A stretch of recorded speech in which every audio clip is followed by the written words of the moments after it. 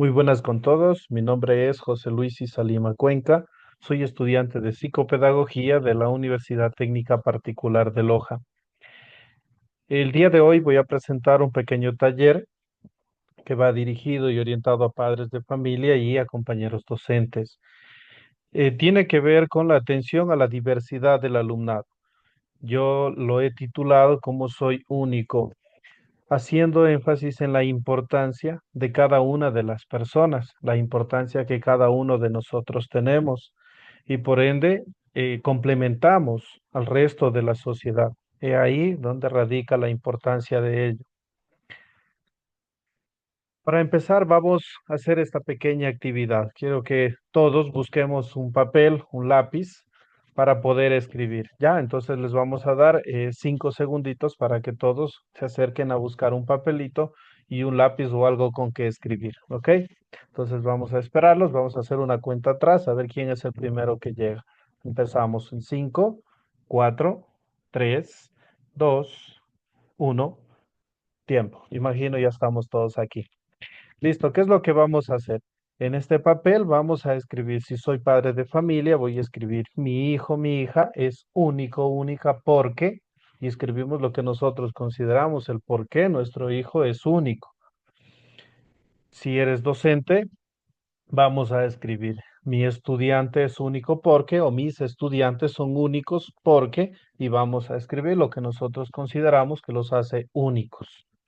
Ya, entonces una vez escribamos esto en este papelito, lo vamos a guardar, ya lo vamos a doblar, lo vamos a guardar. Entonces vamos a dar un tiempito para que todos podamos escribir esto, ¿ya? Entonces vamos a esperar. Si deseas, le puedes dar pausa al video para poder continuar. Bueno, a efectos del video, vamos a proseguir, ¿ok? Listo, recordarles que este papel no lo deben perder. Vamos a utilizarlo al final. Muy bien.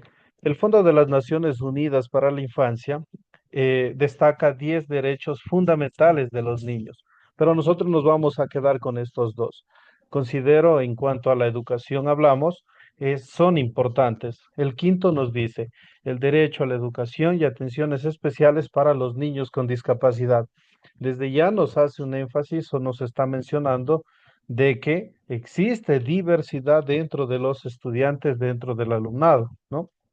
Y con el 10 que nos dice derecho a recibir una educación que fomente la solidaridad, la amistad y la justicia entre todo el mundo. Entonces, aquí no está haciendo distinciones de niños con distintas capacidades o niños con diferentes realidades, ¿no? Nos está hablando de todo el mundo. Entonces es importante destacar esto. La educación es para todos, independientemente de la persona. ¿Ok?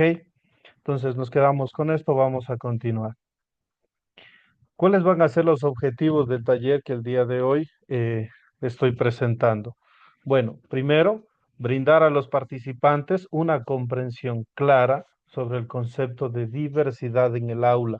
¿Ya? Vamos a centrarnos en lo que es la diversidad, pero específicamente dentro del aula, dentro de donde los niños aprenden a relacionarse, aprenden a socializar, ya sea con el docente o con sus pares. ¿Listo? El siguiente sería, el segundo, destacar la importancia de valorar y respetar las diferencias individuales de cada estudiante. Ya nos estamos adentrando un poco. Diferencias individuales, es decir, que cada persona tiene unas características propias. Y la tercera, equipar a los participantes, es decir, a ustedes, con estrategias prácticas para entender a la diversidad en el hogar y en el aula. Recordarles que esto es orientado a padres de familia y también a docentes. ¿Ya? Continuamos, por favor. Vamos a definir entonces a breves rasgos qué significa diversidad para poder entenderlo, ¿verdad? Nos dice que la diversidad es como un caleidoscopio que tiene distintos colores y muchas, muchas formas. Es decir, que tras observar por el monóculo podemos encontrar un sinfín de colores y un sinfín de formas también. Es decir, llevando esta metáfora al área, al aula, significa que cada niño es único, con sus propias habilidades, intereses y obviamente ritmos de aprendizaje. No todos los niños aprenden de la misma manera. Reconocer y valorar esta diversidad es fundamental para que todos los estudiantes se sientan incluidos y puedan alcanzar su máximo potencial. Recordemos que como seres humanos somos seres sociables, necesitamos de la sociedad, necesitamos de la aprobación del resto, necesitamos esforzarnos para ayudar a desarrollar la sociedad, ¿verdad? Entonces, ¿por qué es importante la diversidad? Porque cuando celebramos las diferencias, es decir, rescatamos las distintas o las diferencias entre cada uno, creamos un ambiente de respeto y aprendizaje mutuo. Además, al adaptar la enseñanza a las necesidades de cada niño, aseguramos que todos tengan las mismas oportunidades de éxito, sin hacer distinciones de nada. De la misma manera, es importante que en casa entendamos que cada niño, que cada hijo es distinto y hace enriquecedoras las experiencias que vivimos, ¿no es cierto? Que compartimos. Hay un consejo que me lo dieron hace un tiempo atrás y me decía, los hijos, esto es desde un padre hacia una persona, que los hijos son como los dedos de la mano, es decir, todos son distintos, pero todos nuestros dedos los necesitamos, todos nuestros dedos tienen funciones, en conjunto trabajan para una actividad. Pasa lo mismo con los estudiantes y con los hijos, todos son distintos, pero todos nos ayudamos, ¿verdad? Todos ayudan a la familia. Continuemos. Vamos a hablar sobre los tipos de diversidad. Entre ellos vamos a encontrar entonces lo que es la diversidad cultural. Nos dice que se refiere a las diferentes culturas, tradiciones, idiomas y creencias que los estudiantes traen al aula. Ejemplo, un estudiante que celebra el Año Nuevo lunar o otro que confiesa una religión distinta. Vivimos en un país plurinacional, pluricultural, en donde compartimos espacio con muchas culturas. Siendo un país tan pequeño, somos pluriculturales, tenemos gran diversidad de culturas. Entonces, es muy común en las unidades educativas, en los centros de estudio, encontrar estudiantes o estudiantado con diversidad cultural. Vamos con la diversidad lingüística. Se refiere a los distintos idiomas que se hablan en el hogar. Ejemplo, un estudiante que está aprendiendo español como segundo idioma o uno que habla una lengua indígena. Respecto al ejemplo anterior, tenemos el mismo caso. Hay muchas comunidades en nuestro país que hablan otro idioma, que se comunican en otro idioma. Es más, tenemos instituciones bilingües. Siguiente diversidad, hablamos de la diversidad socioeconómica. Esta probablemente sea una de las que más, entre comillas, problemas pueda ofrecer entre los estudiantes. Esta diversidad se refiere a las diferentes situaciones económicas en las que viven los estudiantes.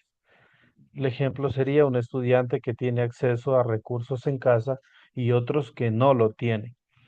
Por ende, es importante que las unidades educativas, que los docentes, sus autoridades y todo lo que tiene que ver con la educación, tenga que ser una educación inclusiva, totalmente inclusiva, pensando en que puede generar un gasto económico, en que los estudiantes tienen que tener a la mano todos los materiales necesarios como para poder aprender.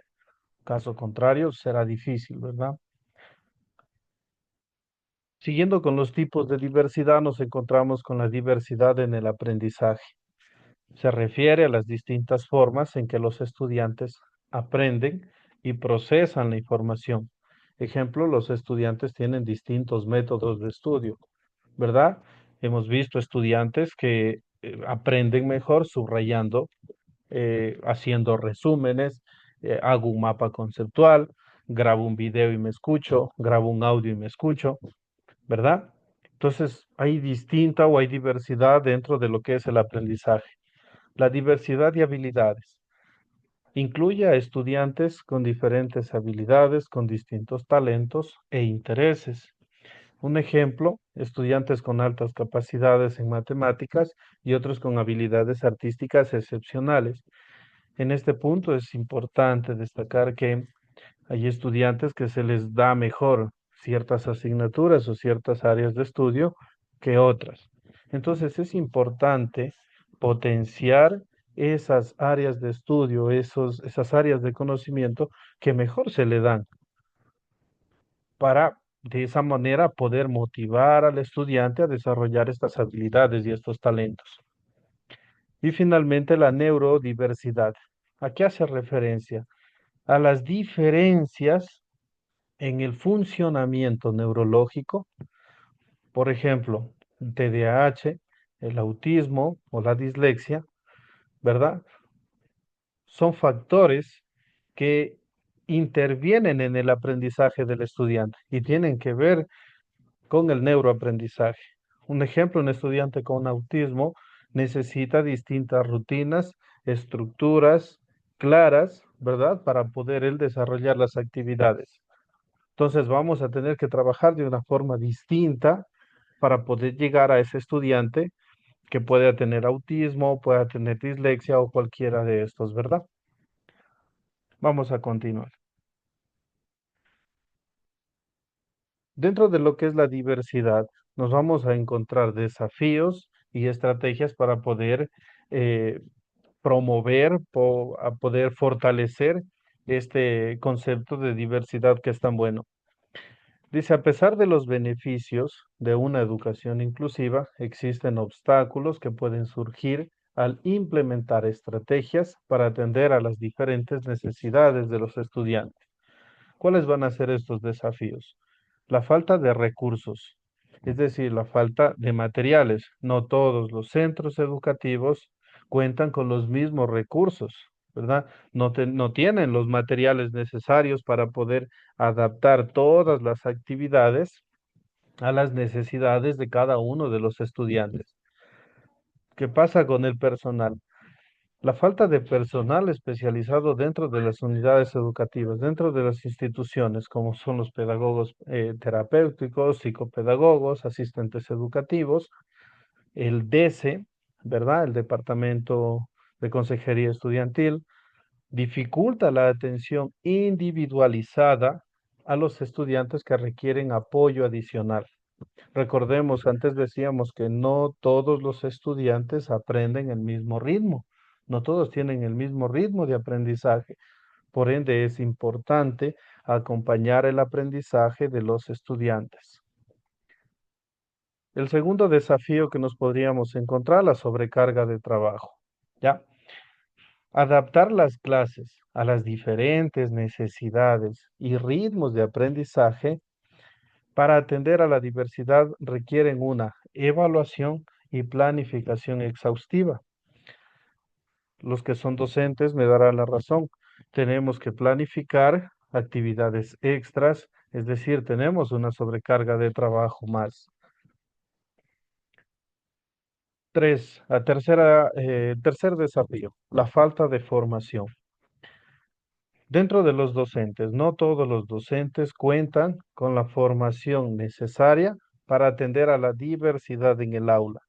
Es decir, es necesaria la capacitación, es necesaria la formación docente para poder brindar unas clases adecuadas a los estudiantes que tienen poder atender las diversidades, ¿verdad? Dentro de las familias pueden necesitar orientación sobre cómo apoyar a sus hijos en casa. Es más, es muy importante el desconocimiento dentro de las familias sobre la diversidad, sobre las individualidades, sobre la particularidad que pueden tener sus hijos. Es importante poder orientarlos. Continuamos. Actitudes y creencias. Aquí vienen los famosos prejuicios. Los prejuicios y las creencias limitantes sobre las capacidades de los estudiantes pueden dificultar la implementación de prácticas inclusivas. La resistencia al cambio. Algunos docentes y familias pueden resistirse a los cambios y preferir métodos de enseñanza tradicionales. En este caso me gustaría acotar algo. Existen familias que les cuesta o les dificulta aceptar, por ejemplo, una discapacidad, por ejemplo, de sus hijos. No quieren aceptarlo, se rehúsan a ayudar en casa, ¿ya? Entonces, eso es un desafío más. La infraestructura, los espacios, por ejemplo, las aulas y los centros educativos, pueden no estar adaptados para atender a estudiantes con necesidades especiales, asociadas o no a la discapacidad. Pongamos ejemplos, rampas de acceso, la accesibilidad mismo es muy complicada, ¿no es cierto? Aulas demasiado estrechas, largos caminos que recorrer para poder llegar a las instituciones educativas. Listo. 6. Las expectativas altas. La presión social. Decíamos antes, recordar un poco atrás, decíamos antes que al ser seres sociables, ¿verdad? Necesitamos de la aprobación de la sociedad para considerar que algo está bien o algo está mal.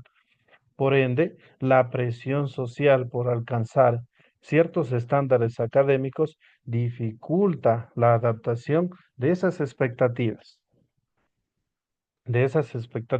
a las necesidades individuales de cada estudiante. Comunicación. Las barreras lingüísticas, la comunicación en el hogar y la escuela puede ser un desafío si existe una barrera lingüística, impidiendo así establecer relaciones de confianza con las familias. Pongámonos en situación de un país que recibe inmigrantes, ¿verdad? La comunicación se convierte en un desafío debido a esa barrera lingüística, a esa barrera cultural, ¿ya? Muy bien, vamos a continuar entonces. ¿Cómo superar estas dificultades? Vamos a ver cómo las podemos superar. En el aula, proporcionar los recursos necesarios para implementar prácticas inclusivas. Adaptar los métodos de enseñanza y evaluación a las necesidades de cada estudiante. En este punto, sí sería importante también darle seguimiento a esas adaptaciones, porque si bien es verdad, la LOEI nos dice deben hacer adaptaciones curriculares, pero ¿realmente existe el seguimiento como tal? Decíamos antes la falta de personal especializado para poder atender las individualidades de cada estudiante lo hacen complicado. Seguimos, promover la sensibilización sobre la diversidad y la inclusión. Adaptar las actividades y materiales a las diferentes necesidades. Formar grupos heterogéneos para promover la colaboración y el aprendizaje mutuo. Emplear una variedad de materiales, sean visuales, auditivos, kinestésicos, para llegar a todos los estudiantes. ¿A qué hace referencia esto? Bueno, aunque yo como docente debo adaptar mis clases, es decir, debo buscar el mecanismo para poder llegar con el aprendizaje a mis estudiantes. Y puedo utilizar distintos recursos, nos dice recursos visuales, pueden ser videos, auditivos, puede ser canciones, música, y kinestésicos, la práctica, el hecho de tocar algo, de experimentar con algo, ¿verdad? Entonces, al tener distintos métodos, distintas formas de poder llegar al estudiante, lo más probable es que lo termine haciendo. En el hogar, ¿cómo podemos ayudar? Fomentar un diálogo constante con los profesores. Es importante que los padres de familia estén en constante comunicación con la unidad educativa, con el docente tutor, con los profesores de asignatura. Hey, ¿cómo está mi hijo? ¿Cómo va? ¿Qué tal la tarea? ¿La entregó? ¿No la hizo? Es importante entonces que el padre de familia preste ese apoyo y luego todas estas falencias que podamos descubrir en clase, los padres de familia en casa corrijan esas falencias, nos ayudan de esa manera. ¿Qué más podemos hacer en el hogar? Crear un ambiente de aprendizaje positivo y motivador. Es importante que los estudiantes encuentren la motivación por la cual van a clases. Muchos estudiantes van porque se sienten obligados a ir, mas no le encuentran un sentido, mas no le encuentran una motivación, el querer estar ahí sentados. Entonces, desde casa es importante que nosotros aconsejemos, que nosotros hablemos respecto a esas motivaciones. Futuro, puede ser otra carrera, puede ser emprendimiento, pues para todo esto es necesario que el estudiante encuentre una motivación para poder ir a la institución, sentarse y estudiar, ¿verdad? Vamos a tener mejores resultados. Y finalmente, participar en actividades escolares y eventos. Muchos padres de familia, con enviar a sus hijos a la escuela es suficiente. No saben más, no conocen ni a los profesores ni a los tutores, no los conocen. Los conocen el día que hay reuniones para entrega de notas, si es que van a la reunión. Entonces, es importante que los padres de familia se involucren con la institución también. Un ejemplo claro y sencillo en este caso. Cuando son las fiestas institucionales, por lo general, se desarrolla cierto evento sociocultural, cierto evento deportivos, son eventos a los que sí se invita a los padres de familia a relacionarse, ¿verdad?, con la institución. Mas, sin embargo, no asisten, no van, no quieren participar. Cuando se envía trabajos, por ejemplo, actividades de investigación, de una entrevista al papá, a la mamá, a un familiar, muchos padres de familia no lo hacen, no participan, no comparten con sus hijos. Entonces es importante que los padres de familia se inmiscuyan también en los quehaceres escolares, en los quehaceres académicos. Finalmente, ofrecer formación a los docentes y a las familias sobre estrategias para poder atender y hacer conciencia sobre todo a la diversidad de estudiantes, a la diversidad de personas. Como decía antes, todas las personas somos únicos. Es ahí donde radica el valor de cada uno de nosotros. Entonces, es importante que docentes y familiares entendamos el valor que tiene el ser único, el ser diferente, el ser distinto. Dentro de la diferencia somos iguales. Finalmente, fomentar la colaboración entre docentes, familias, especialistas y la comunidad educativa en general. Entonces es importante entender que entre todos debemos trabajar por la diversidad, por fomentar que exista esta diversidad, por fomentar que se respete esta diversidad y por fomentar que se entienda la importancia y el valor que tiene el ser único y el ser probablemente distinto. ¿Qué es lo que vamos a hacer ahora? ¿Recuerdan? Les dije, doblamos el papelito, ¿ya? En donde yo había escrito, mi hijo es único porque mis estudiantes son mi estudiante es único porque, ¿verdad? Lo vamos a sacar en este momento, lo vamos a leer, vamos a hacer conciencia respecto a por qué es único mi hijo. Mi hijo es único porque es cariñoso, porque me trata bien, porque es ocurrido, porque le gusta conversar mucho. Si nos damos cuenta, todas esas son habilidades que él tiene. Entonces vamos a hacer un plan de acción. Vamos a hacer un plan de acción en el sentido de que yo voy a ayudar a mi hijo o estudiantes a mejorar su autoestima, a que encuentre una motivación, el por qué yo quiero ir a clases, el por qué yo quiero estar sentado en clases. Entonces vamos a hacer un plan de acción. ¿Qué quiere decir un plan de acción?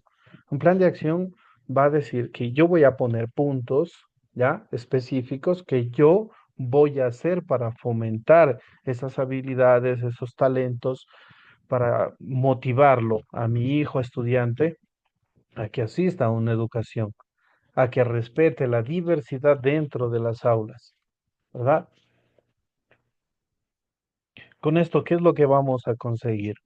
Con esto conseguiremos primero el incremento de la autoestima, porque cuando los niños, los hijos, tienen personas detrás que los apoyan, que los ayuden, que no les resuelven los problemas, sino que les extienden la mano para poder superar esos problemas, crecen en autoestima. Pero además vamos a luchar contra algo bastante fuerte, bastante feo que se ha dado, el bullying, ¿verdad? ¿Qué es el bullying? Es un tipo de violencia, ¿verdad? La violencia se genera a partir de que yo me considero superior a la otra persona, es decir, ejerzo una especie de poder sobre la otra persona, ¿verdad? Y esa violencia puede ser física, puede ser verbal, puede ser psicológica, a eso le vamos a llamar bullying. Entonces vamos a luchar contra eso también. Vamos a tratar de enseñarles de que son personas, todos son personas y que cada uno con sus individualidades, al final todos somos iguales, porque todos vamos a trabajar por el desarrollo de una sociedad. Listo, entonces, esto va a quedar como tarea. Vamos a realizar un plan de acción. Pero este plan de acción no vale simplemente escribirlo y se queda ahí. No, lo vamos a escribir y vamos a tratar de darle cumplimiento, de hacer esas actividades o esas correcciones que yo estoy poniendo dentro de mi plan de acción. Por ejemplo, voy a compartir más tiempo con mi hijo o me comprometo a que yo voy a ir a los eventos escolares a los cuales está invitado. Voy a acompañar a mi hijo en sus actividades académicas diarias, por ejemplo.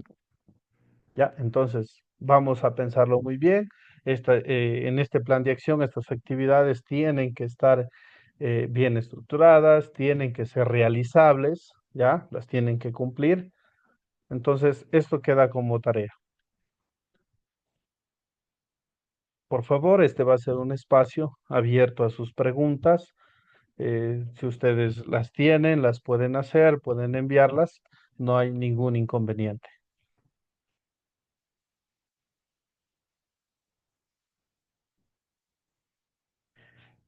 Sin haber preguntas y demás, a todos muchas gracias por su atención.